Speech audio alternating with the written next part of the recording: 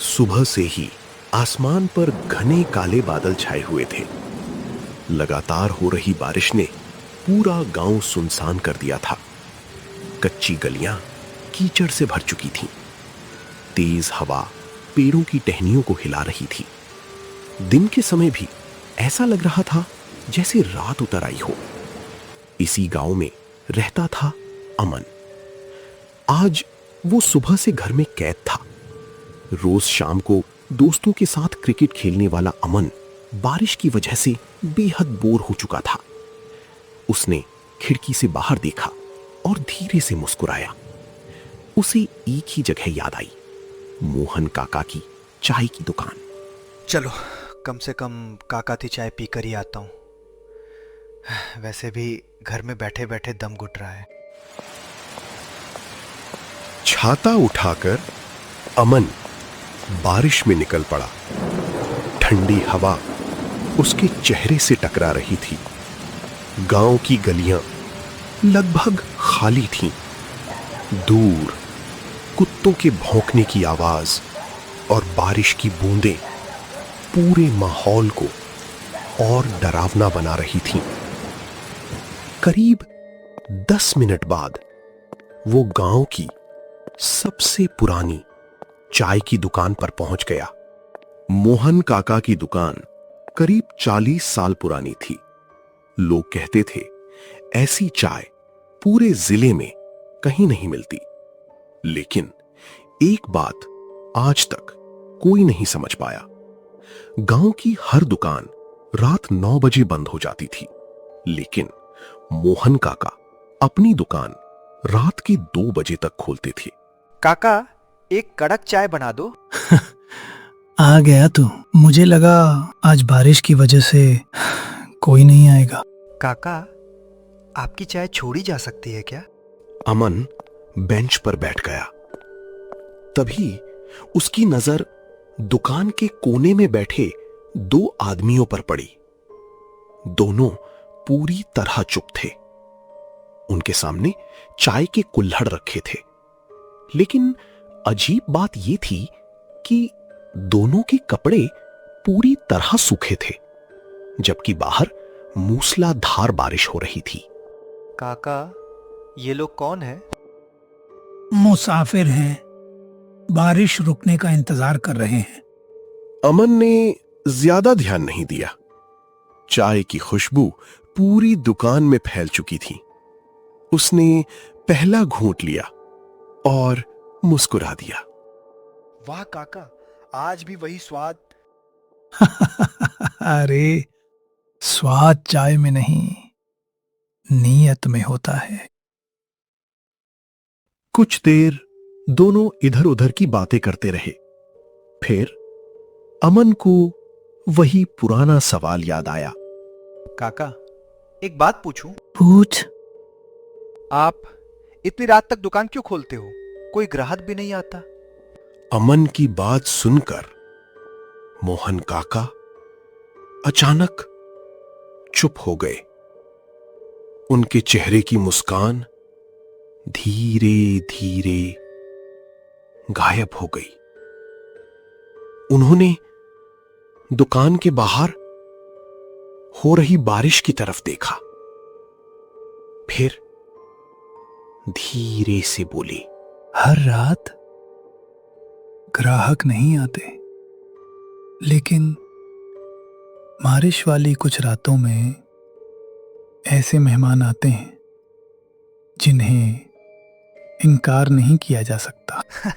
मतलब भूत प्रेत? काश मैं मजाक कर रहा होता।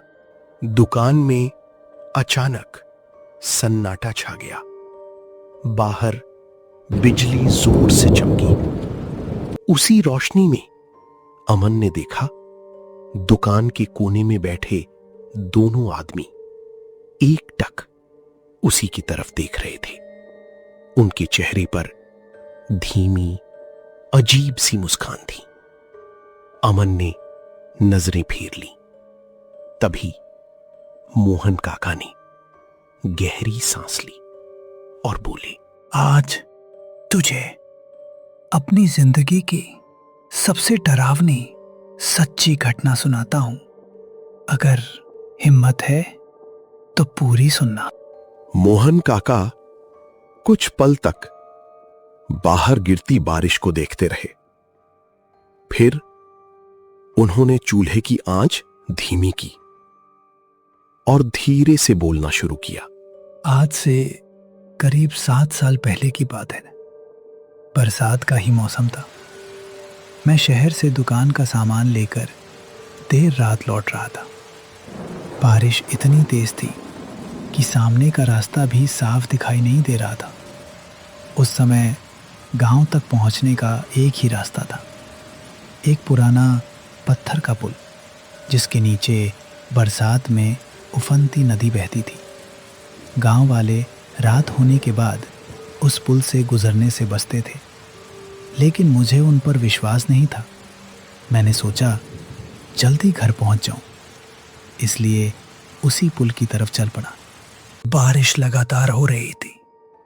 चारों तरफ घना अंधेरा था। तभी दूर पुल के बीचों बीच एक हल्की पीली रोशनी दिखाई दी।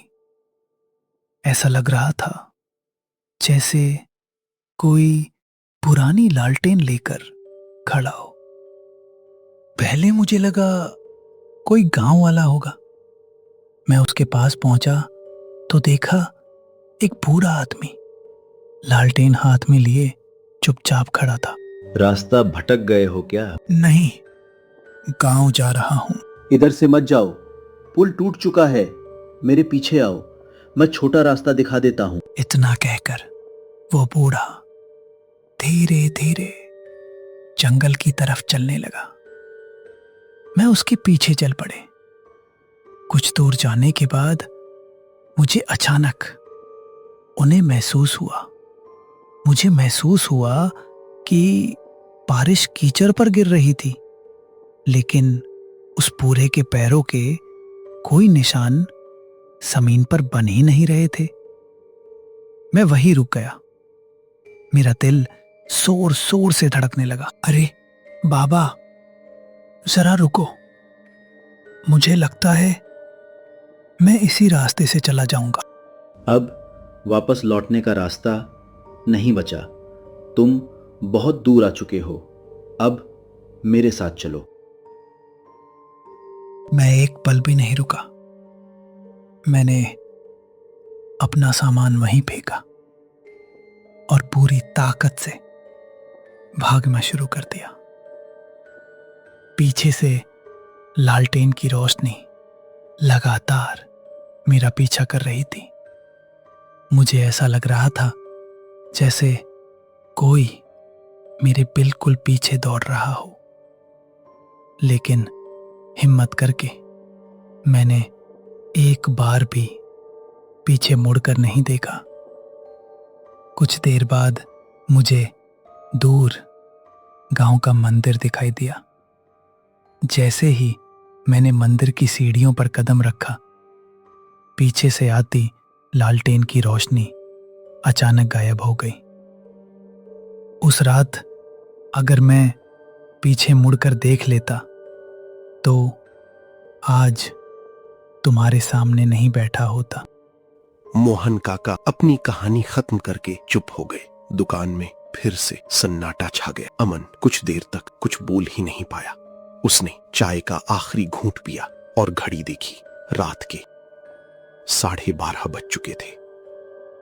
काका, अब चलता हूँ। घर वाले भी इंतजार कर रहे होंगे। जाना, लेकिन अगर रास्ते में लालटेन दिखाई दे तो उसके पीछे मत जाना, और कोई भी तुम्हारा नाम लेकर बुलाए तो पीछे मुड़कर मत देखना।